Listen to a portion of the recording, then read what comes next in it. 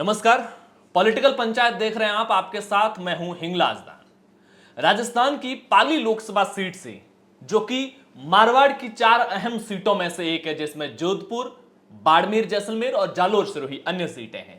हालांकि इस बार मारवाड़ की तमाम सीटों पर रोचक मुकाबला है। बाड़मेर, जैसलमेर में जहां रविंद्र सिंह भाटी से लेकर के उम्मीदवार बेनीवाल कैलाश चौधरी के मैदान में होने की वजह से मुकाबला रोचक है, तो जालोर सिरोही में अशोक गहलोत के बेटे वैभव गहलोत की वजह से मुकाबला रोचक हो रखा है। तो कैबिनेट मंत्री गजेंद्र सिंह शेखावत की मौजूदगी की वजह से जोधपुर में भी मुकाबला रोचक है। लेकिन इन 3 सीटों के अलावा चौथी सीट जो पाली लोकसभा सीट है, जहां पर बीजेपी की तरफ से पीपी चौधरी चुनावी मैदान में है, तो कांग्रेस की तरफ से संगीता बेनीवाल, जो अशोक गहलोत की करीबी मानी जाती है, वो चुनावी मैदान में है। महिला चेहरे के तौर पर कड़े मुकाबले की कांग्रेस को उम्मीद है। लेकिन इस बार वहां से कौन जीत रहा है?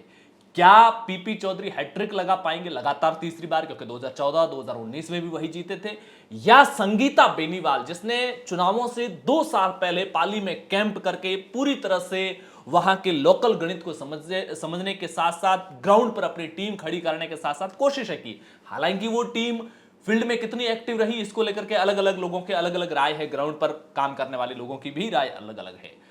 हमने इस चीज को समझने के लिए पाली के अलग अलग अखबारों से जुड़ी हुई, अलग अलग टीवी चैनलों से जुड़े हुए पत्रकारों से बात की, जिन्होंने चुनाव के बाद अलग अलग नेताओं से फीडबैक लिया, पब्लिक लेवल पर फीडबैक लिया, अपने इन्फॉर्मर्स और स्टिंगर्स के जरिए जो इंफॉर्मेशन इकट्ठी की, और उसके बाद उनका ओपिनियन क्या कहता है। क्या वहां पर बीजेपी हैट्रिक लगा रही है या कांग्रेस जीत रही है? ये पत्रकारों ने क्या कुछ कहा, आप खुद सुनिए।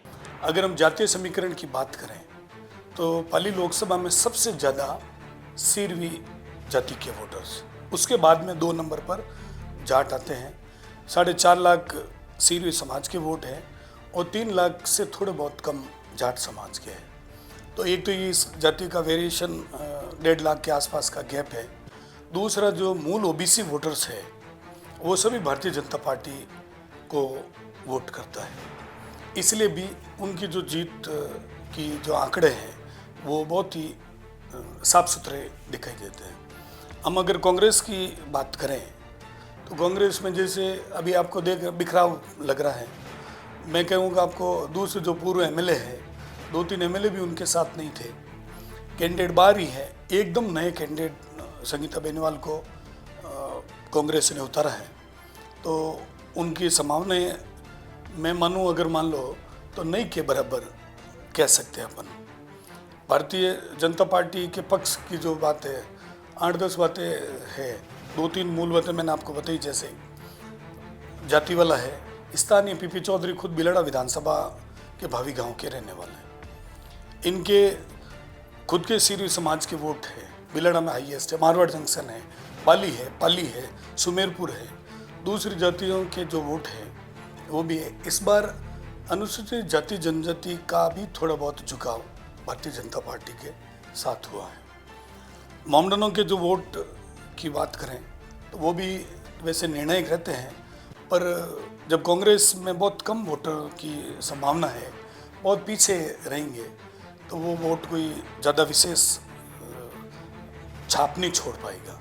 दोनों पार्टियों के मजबूत पक्ष की बात करें तो एक्चुअल में बीजेपी का संगठन है इतना मजबूत है कि एक राय होकर भारतीय जनता पार्टी ने पाली लोकसभा का चुनाव लड़ा। मतों का जैसे 2014 में माननीय पीपी चौधरी करीब 4 लाख के आसपास मतों से जीते थे। 2019 में 4,86,000 से जीते थे।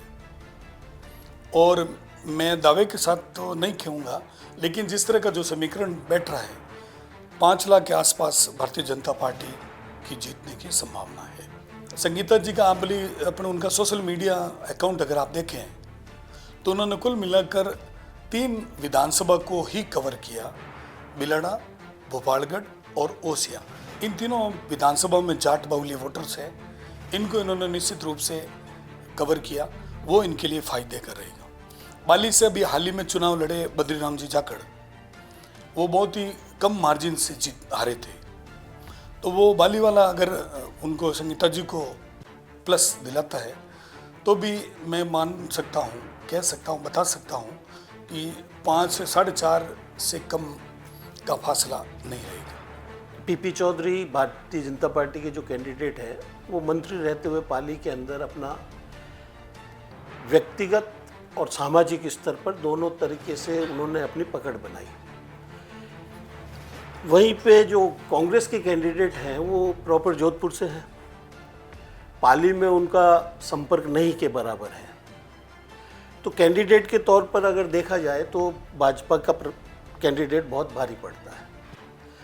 पार्टी के लिहाज से देखा जाए तो कांग्रेस कहीं भारतीय जनता पार्टी के सामने नहीं ठहरती है। बाली विधानसभा से भैरों सिंह शेखावत चुनाव लड़ चुके हैं और उनका उस क्षेत्र में बहुत गहरा प्रभाव है।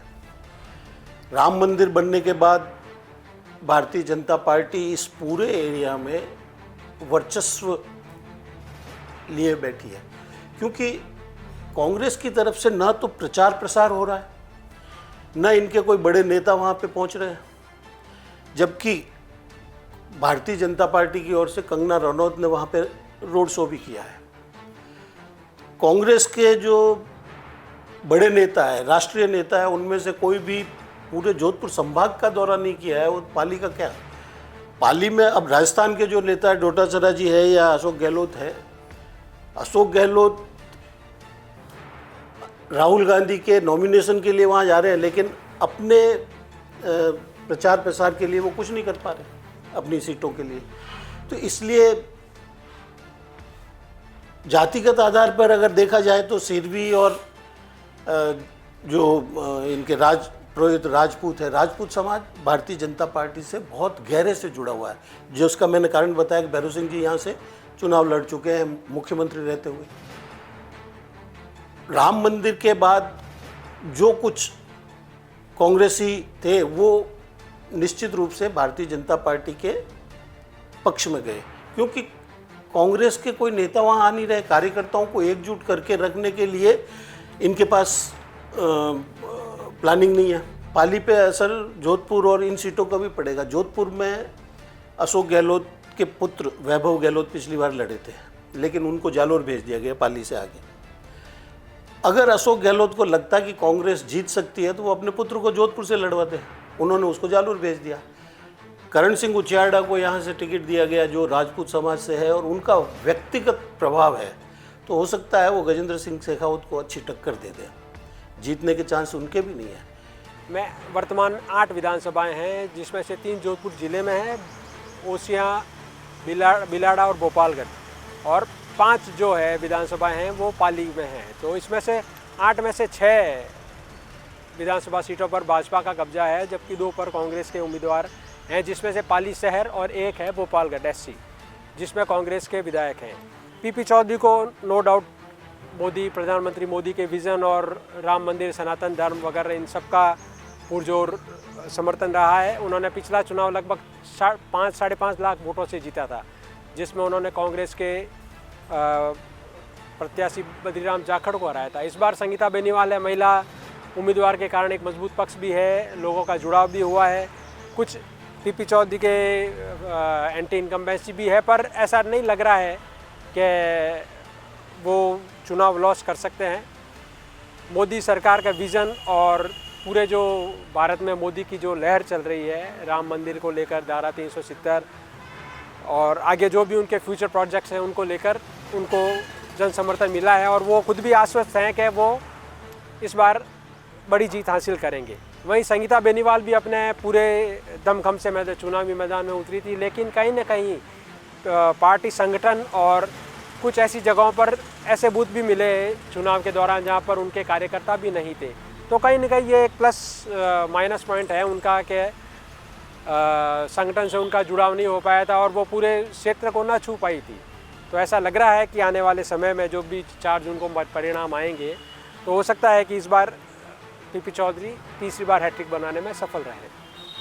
जहाँ तक बात कांग्रेस की अगर मैं करना चाहूँ तो कांग्रेस की अभी वर्तमान जो स्थिति है उसमें जिस तरह का कांग्रेस के अंदर बिखराव, कमजोरी, कार्यकर्ताओं की उदासीनता और कई जगह कार्यकर्ताओं के पोलिंग बूथ पे नहीं होना, एग्रेसिव पोलिंग नहीं करा पाना, ये काफ़ी फैक्टर्स हैं जिससे ऐसा लग रहा है कि पोलिंग परसेंटेज का कारण स्वयं कांग्रेस रही हो सकती है।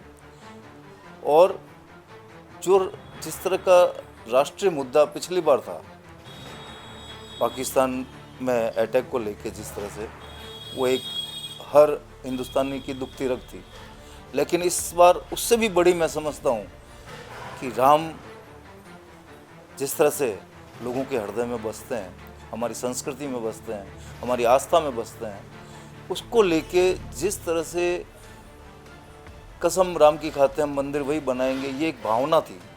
उस भावना को जिस तरह से फलीभूत किया है, तो मैं समझता हूँ कि यहाँ कांग्रेस के जो सो कॉज अल्पसंख्यक और जो SC ST के जो वोट्स हैं वो भी उसमें ब्रेक होंगे, क्योंकि हो सकता है मुस्लिम के वोट पूरे मिले, अच्छी एग्रेसिव पोलिंग के साथ मिले, लेकिन राम मंदिर सनातन धर्म एक ऐसा मुद्दा है कि जिसके अंदर व्यक्ति कहीं कंप्रोमाइज़ करना नहीं चाहेगा